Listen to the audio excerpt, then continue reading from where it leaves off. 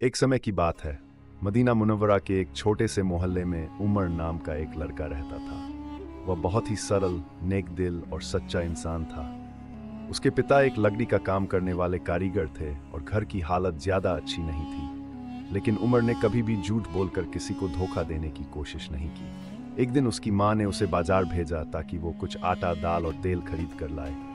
माँ ने उसे 5 दीनार दिए और कहा, बेटा, पैसे संभाल कर खर्च करना। उमर खुशी खुशी बाजार की ओर निकल पड़ा। बाजार में एक दुकानदार ने चालाकी से उसे खराब आटा दे दिया और बाकी सामान में भी कमी कर दी। उमर को शक हुआ तो उसने दुकानदार से शांति से बात की। दुकानदार ने गुस्से में कहा, बच्चे, तुझे क्या पता बाजार के तौर तरीके? जो दिया है वही ले जा। उमर ने धीमी आवाज में कहा, मैं झूठ नहीं बोलता और न ही अपने माँ बाप की मेहनत की कमाई बर्बाद कर सकता हूँ।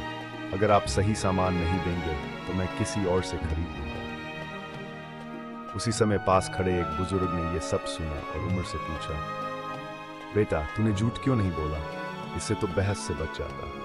उमर ने मुस्कुराते हुए जवाब दिया, अल्लाह ताला ने कुरान में फरमाया है कि जो सच्चे होते हैं उन्हें इनाम मिलता है। मुझे अपने रब पर पूरा यकीन है।